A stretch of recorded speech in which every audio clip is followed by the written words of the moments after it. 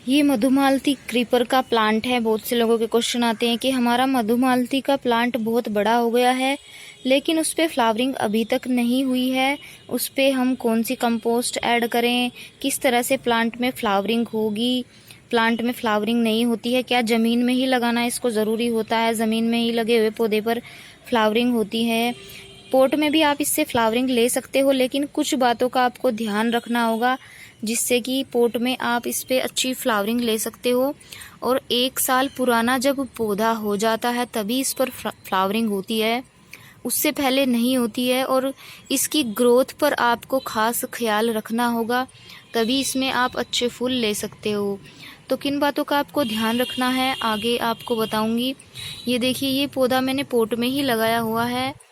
ये 15 इंच का पोट है मेरा, उसमें ये प्लांट लगा हुआ है और कटिंग से लगाया हुआ पौधा है। ये 1 साल पुराना पौधा है। ऊपर की साइड इसमें ग्रोथ आपको लेनी है, नीचे की साइड आपको इसमें बिल्कुल भी ग्रोथ नहीं लेनी है। ये देखिए, इस तरह से जब इसकी स्टेम होती है यहाँ से इसमें नई नई ग्रोथ निकलती रहती है, तो उस नई ग्रोथ को आपको बढ़ने नहीं देना है, क्योंकि अगर आप उसको बढ़ने दोगे तो प्लांट का सारा फोकस उसी न्यू ग्रोथ पर ही रहेगा और जो ऊपर का आपका प्लांट है जो पुराना हो गया है उस पे नई ग्रोथ नहीं होगी और सारा न्यूट्रिशन जो पहली पुरानी ग्रोथ है उसको नहीं जाएगा, जो नई ग्रोथ होती है उसी में जाता रहता है।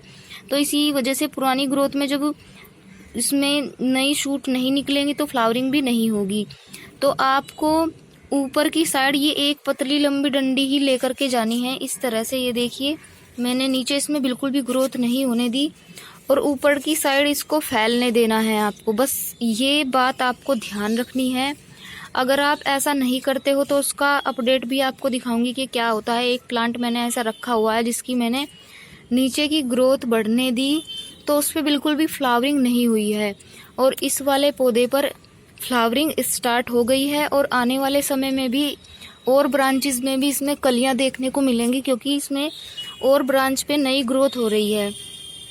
नई ग्रोथ पर ही कलियां और फूल आते हैं।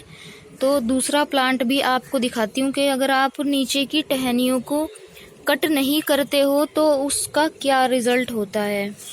ये देखिए, ये दूसरा वाला पौधा है मेरा, आपको ये स्टेम दिख रही है, ये कितनी लंबी स्टेम है। ये देखिए, ये बहुत तेज़ी के साथ बढ़ रही है, बहुत फास्ट ग्रो हो रही है। और ये देखिए कितनी हेल्दी ब्रांच है। और ये है इसकी पुरानी वाली ब्रांच, ये इस पर नई ग्रोथ बिल्कुल भी नहीं हो रही है। नीचे जड़ में से आपको दिखाती हूँ, ये देखिए, ये है इसकी नई स्टेम। इसको मैंने बढ़ने दिया यहाँ से, जड़ में से मैंने इसको कट नहीं किया। इसमें एक ही ध्यान देने वाली बात होती है, जो स्टेम होता है जब इसकी ज़्यादा रूट फैल जाती हैं तो वो नीचे से ग्रोथ लेती रहती हैं, उसमें से फूटकर नए प्लांट निकलते रहते हैं। तो उन नए पौधों को आपको बनने नहीं देना है, सिर्फ एक पतली लंबी डंडी को ही ऊपर तक लेकर जाना है। नीचे जो भी नए पौधे निकलेंगे उनको आपको तोड़कर फेंकते रहना है, बस ये बात आपको ध्यान रखनी है। बस ये टहनी जो है इसी के ऊपर फोकस रहेगा, सभी जड़ जो है इसी को न्यूट्रिशन पहुंचाएंगी और नई ग्रोथ होगी, इसमें अच्छे से बढ़ेगा। ये वाला प्लांट जो पुराना प्लांट होता है, इस ब्रांच पर भी फ्लावरिंग हो जाती है, लेकिन ये नया पौधा है एक तरीके से, तो 1 साल का टाइम इसको कम से कम लगेगा। और जो ये पहला पौधा हम तैयार कर रहे हैं जिसको 1 साल हो गया है लगाए हुए, इस पे ग्रोथ रुक जाती है, इसी पे प्लांट का फोकस रहता है क्योंकि ये नई ब्रांच है।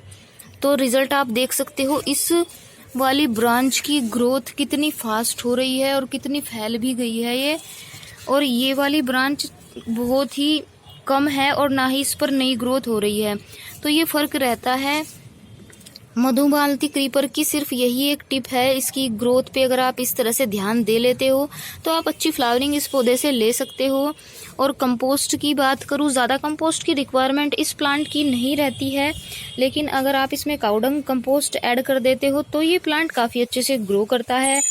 आप इसमें वर्मी कंपोस्ट भी डाल सकते हो या फिर लीव कंपोस्ट, जो भी कंपोस्ट आपके पास अवेलेबल है। सर्दियों में आप इसमें खाद डालिए, ज़्यादा गर्मी जैसे हो रही है अभी दोपहर के टाइम, तब आपको खाद नहीं डालनी है, सुबह शाम के समय हल्की कंपोस्टिंग सितंबर के महीने में आप कर सकते हो।